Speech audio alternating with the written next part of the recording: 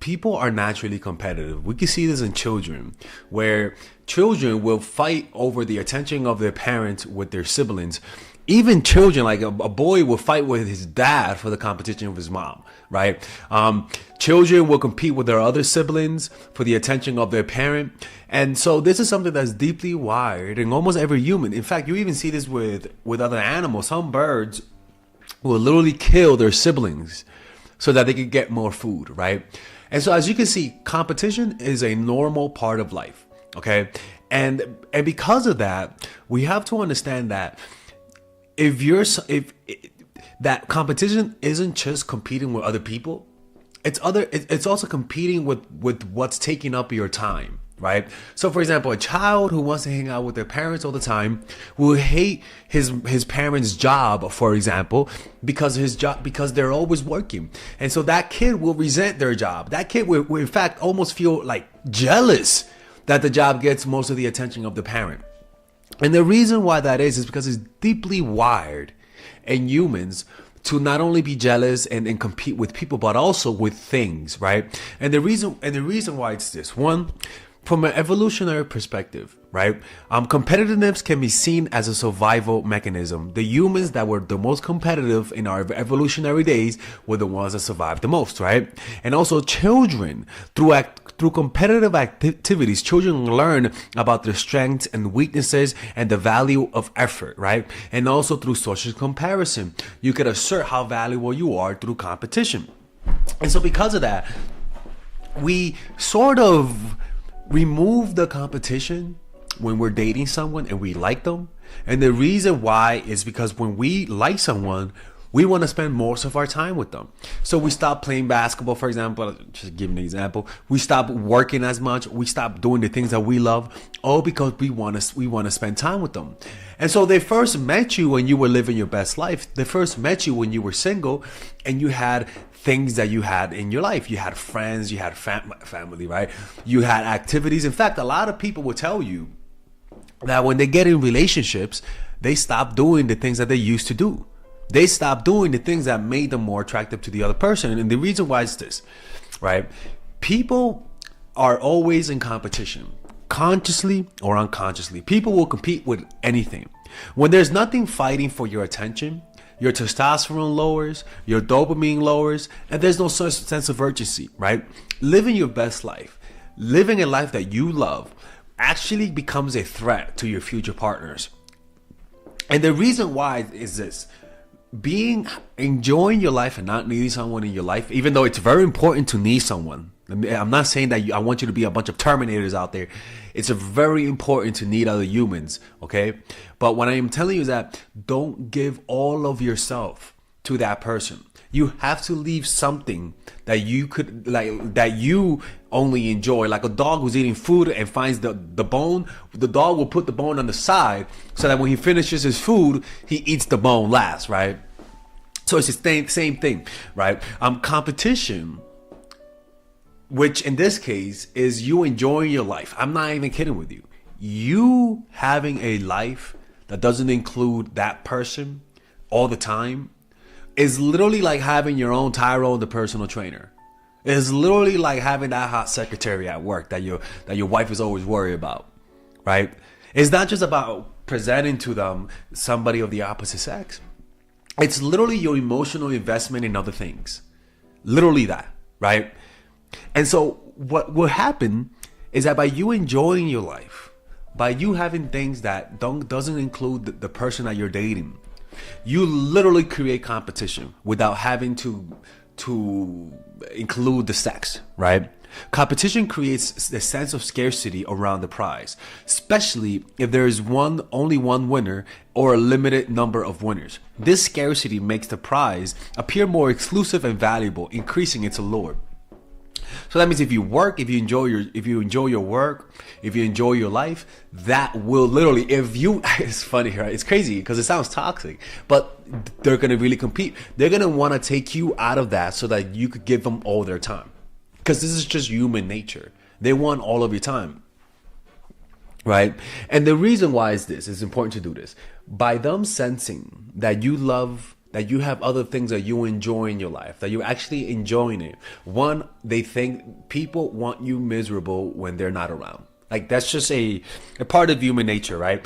If you believe that that the person you're dating doesn't suffer in your absence, a part of you is going to be a little resentful, right? It's human nature. It's almost like being dead and going to your funeral and seeing your family members high five each other, doing the worm, doing spin-a-rooney. Like, you'll be pretty pissed off. You're going to want to see some tears. You're going to want to see some doctors trying to resuscitate Granny because she choked on the pork chop because you died. You're going to want to see some suffering. And so humans don't like the thought that when you're not around, you're having fun, because we want to feel like we provide something in your life. We want to feel like if we leave, there's a hole that's lacking, right? Every person, it's one of those feelings that we feel guilty for, because we don't want to admit that we don't want you to be happy without us. But deep down, humans are self-interested creatures, and if we believe that, we're gonna assume that your happiness when they're not around kind of offends them. Right? Like, I better not see my ex happy, right? So another reason why enjoying your life and living your best life is so important is because it creates a psychological ownership in the person.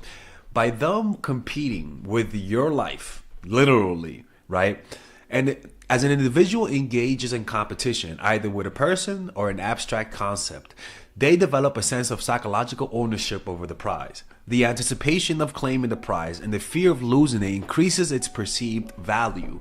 Right? And another thing, competition can evoke strong emotions such as excitement, anticipation, adrenaline, but also it creates a sense of loss, creates of lowering of self-esteem, the competition, right? Because you're comparing yourself, right?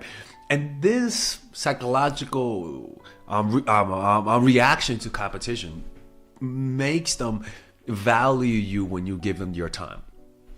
Whenever all of a sudden you're free for the weekend for them, they value it more. It's almost like an absent dad that's barely home, but when he arrives, the kids are happy because they finally got time to spend time with their dad, right? Or they finally got time to spend time with their mom.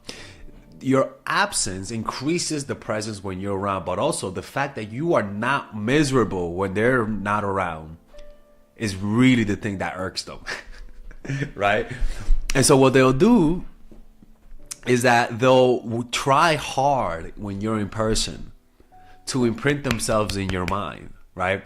Now, look, obviously, I don't want you to completely have a different life when they're not around. That's not what I'm talking about, right?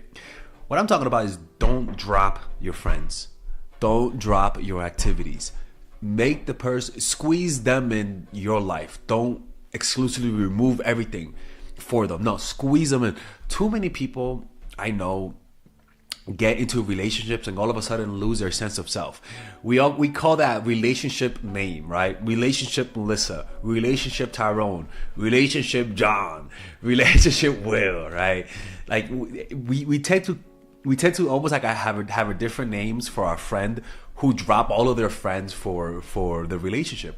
And what they will notice is that those relationships are not like, those relationships, in my opinion, don't work out long term, because removing all of the things that you did because now you want to spend time with this person is literally doing the opposite of what got them. Now, obviously, what made you get the person, you're not going to keep doing, right? Like, if you were on dating apps, you're not going to keep being on dating apps. That's not what I'm talking about. What I'm talking about is that we cannot create almost like a addiction like response to someone, which means when somebody gets addicted to crack, for example, they stop doing the things that they used to do. They stop playing basketball. They stop hanging out with their friends. They stop doing extracurricular activities. All they're doing is making money and doing drugs, right? And this is what happens. A lot of people lose their quality of life when they get into relationships where they literally stop working on the things that they had. Some of their friends get resentful because they feel like they're not needed in their lives. They stop doing the activities. They stop going out. They lose themselves. They get out of shape. They stop trying to be attractive because they feel like they got everything they need. When in reality, you gotta keep them in competition. You got to make them want you. You got to make them need you, right? And one of the laws of power is keep people dependent on you, and you cannot keep people dependent on you if you remove all of the things that made you happy in your life and just exclusively focusing on this person. People can sense that, and it pushes them away. It's not a good feeling. If they like all of the attention that you give them, like where you dropped all of your friends and you stopped going out and all you're doing is spending time with them, that's toxic. Anyone with a sense of boundaries will tell you, go get a life. Get a life outside of me, right? That they'll tell you that, because personally, I love it when the girls that I'm seeing have a life. God have mercy. I love that. Because I don't feel guilty when I'm not hanging out with you. That's another thing. I don't feel guilty when I say no to you to hang out tonight, because I know you have something else backing you up, and that's attractive, right? So it's not just the fact that you're busy, but you do make time for me. That's what you want. But also, I don't feel the burden of saying no to you and knowing that you're miserable because now you can't spend all day, all week with me, all weekend with me. Right. And also, people will tell you, exes have a tendency to come back when you're happy. It's almost like they can sense it, like someone's happy. They can sense it. You are your most powerful and your most attractive self when you are in love with your life. When you stop seeking happiness through someone and learning to deepen the experience of what you already have. Meaning, if you draw, get better at drawing. If you like to dance, get better at dancing. If you know your friends, get to know them more. Go on vacation with them. Deepen what you already have, your connection with the present moment, your connection with your job. Love every aspect of your life. And if somebody comes into you, they're going to sense that competition. There's this guy named Skip Bayless, and he says that he told his wife, which is fucking toxic, my job comes first and you're second forever. I'm like, goddamn, girl, you better run away. But that's actually a funny thing, because say that to someone, and psychologically, if you're on the receiving end of that, you're going to feel a sense of competition. You're going to feel, and when they don't give you enough time, you're going to resent their job. Not resent them, but resent their job. And this creates almost like a jealousy. Like, I'm not good enough to win you over. I'm not good enough for you to drop your job for me. That's what people think. And guys will tell you that, because this happens with guys, that when a guy meets a woman and he has a perfect life, and he starts giving all of the attention to her, so he stops working out, he stops doing the activities he used to do before. And what they tell you is that as soon as they start giving all their time to their new partner gets turned off and walks away and leaves. It's not about not being vulnerable, but understanding competition. People need to feel some resistance. People need to feel like there's something else that you might value more than them, so that they can stay motivated. And having a great life that you love and you enjoy is a competition to some people. I'm telling you, man. I'm telling you. Because they'll just feel like jealous. Like, why am I not good enough for you to drop all of those activities for me? People really just say that. Why? Like, am I not good enough that you don't text me all the time? Or you get what I'm saying? They'll be like, oh, why can't you just take some time off of work and just respond to me? This type of friction, yes, it is conflict. But this is the type of conflict that people generally deal with. Because you resent that, but you know that's part of life.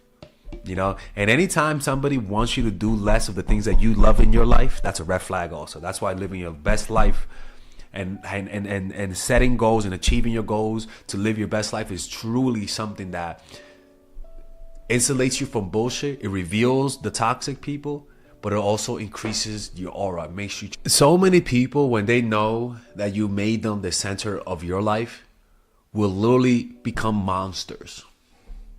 When they know that you have no life, when they know that you not completely depend on them, a lot of people switch up. For example, it's like a guy who is dating a girl, like, because this happens a lot. And as soon as they have a kid with her, she just turns into a fucking monster. The reason why that is because now she knows you can't escape. Now she knows This is not all women, by the way.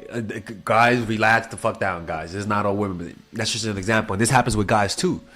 Is that some guys will tell their women to quit their job, stop hanging out with their friends, and as soon as they completely stop doing all the things that they enjoyed, the guy starts acting nasty, toxic, right?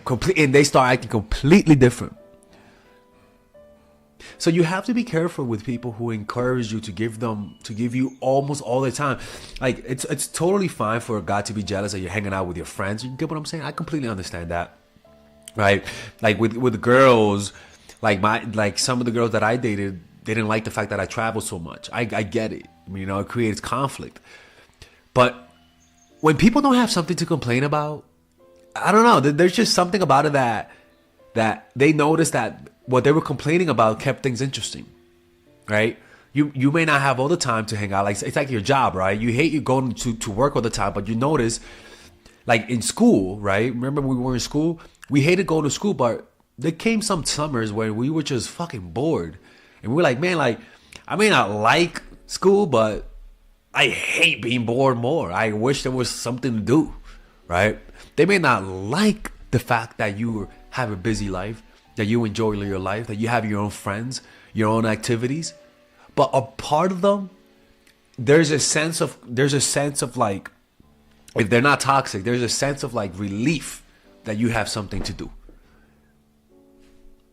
Any person that's healthy wants some distance from time to time.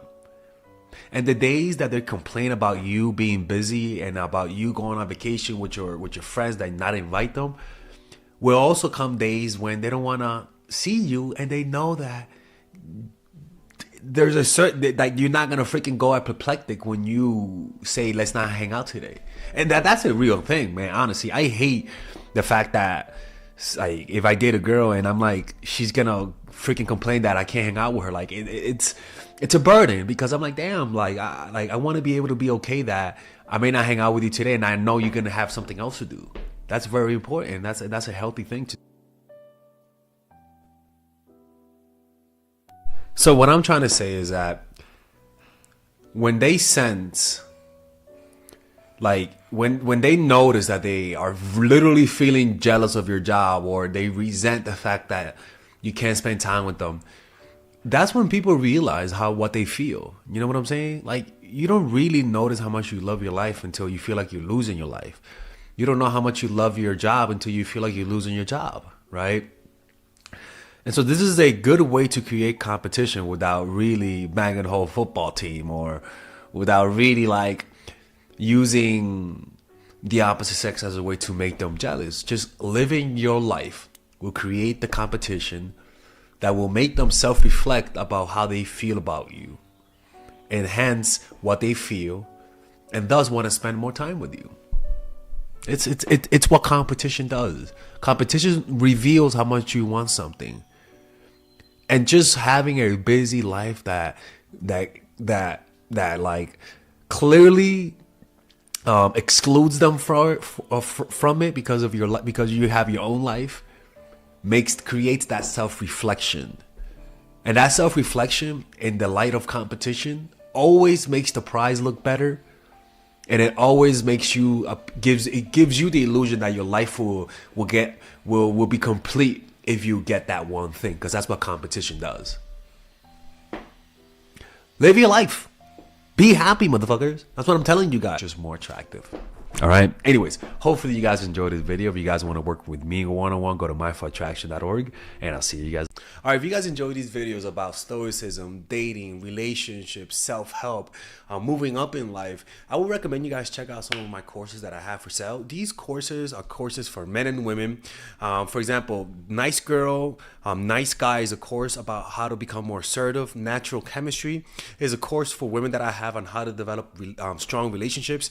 Dark Game is a controversial course that I have for guys on how to attract women in their life and keep it. It's not as dark as it seems, but we do talk about some dark psychology in here.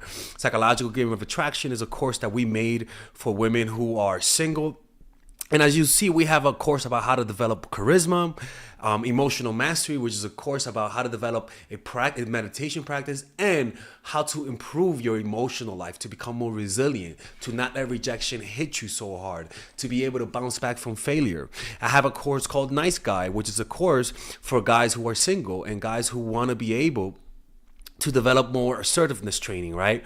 Most of these courses come at $99. And there you could also purchase the bundle where you guys can purchase all of the courses in one go at a discounted rate, right? We have a bundle for women and a bundle for men. So click in the description down below to check them out. You could browse around and see the courses that you like. And if you don't like them, you guys can ask for a 30-day money back guarantee, and I'll give you guys the money back, okay? And in fact, we actually have a new one for women right now we're developing. It's called The Feminine Woman. So if you're a woman watching, this course is specifically to help women become more feminine, to embrace their feminine while embracing their masculine energy. And I'm actually going to make a course for that, like that for men, which is called the Masculine Man, which is a course on how to develop masculinity and develop masculine energy to attract women in your life, to attract business success in your life, to be able to be better socializing, to read people better. It's truly an all-around course. So if you guys want to check out those courses, click on the description down below where it says purchase the courses, and I'll see you guys inside. Bye-bye.